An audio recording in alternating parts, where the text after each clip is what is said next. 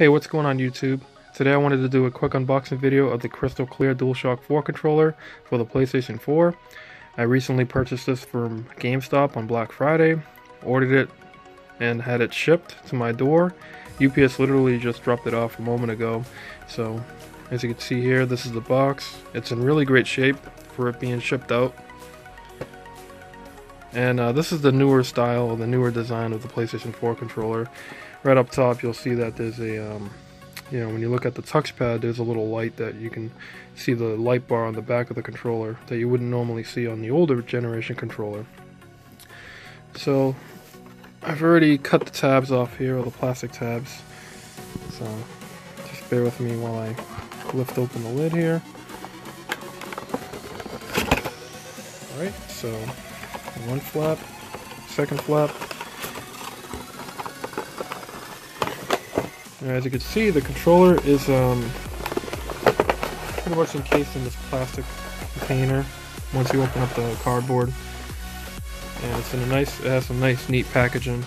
Now I haven't actually bought a new PlayStation 4 controller since the original Wave Blue color came out. I believe this was a couple years ago, so it's pretty good to actually buy a new controller.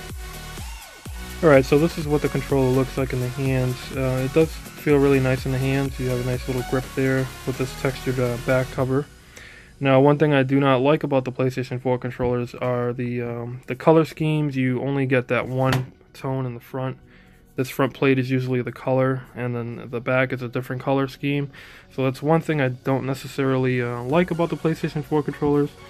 So unfortunately, that's on every PlayStation 4 controller.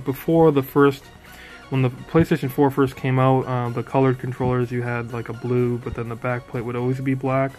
So they did update that. So generally the color on the back plate sort of matches the front, but not all the time.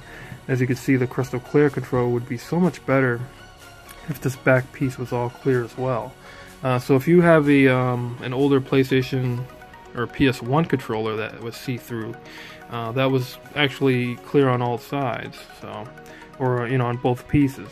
So it's unfortunately that they didn't do that on this controller, but either way, it's still a nice looking controller. The only difference with the newer PlayStation 4 controllers that came out last year is that you can actually see the light bar up top here, and it's a little smoother. This pattern that you usually have drops off at the top. You still have the same L2, R2, the same micro USB charger. Unfortunately, no USB-C charging yet. Only the Nintendo Switch Pro controller has the USB-C connector on it. So hopefully in the next PlayStation 4 model they'll offer that. It's just more common nowadays with smartphones and whatnot.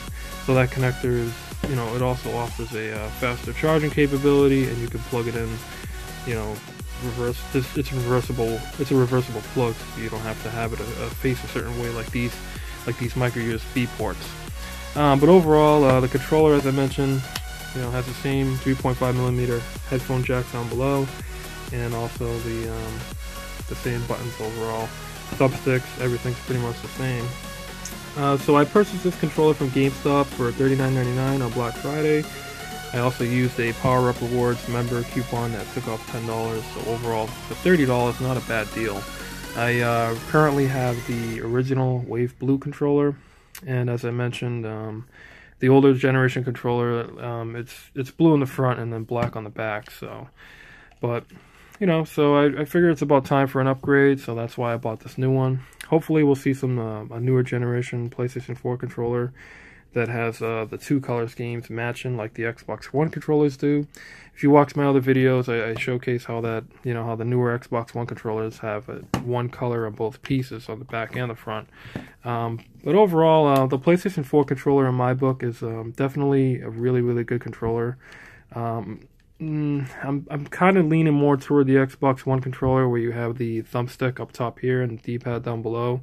The Nintendo Switch Pro controller also has the thumbstick up here and the D-pad down below, so that's more of what my preference is. The PlayStation 4 controller is it remains pretty much close to the PlayStation 3 and the DualShock 2 and whatnot.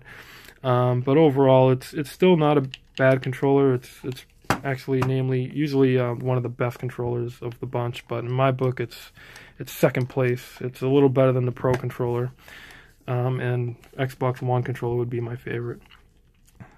Basically, gaming in general. So overall, I hope you enjoyed the video. Thanks so much for watching. Please drop a like and subscribe. Have a good one.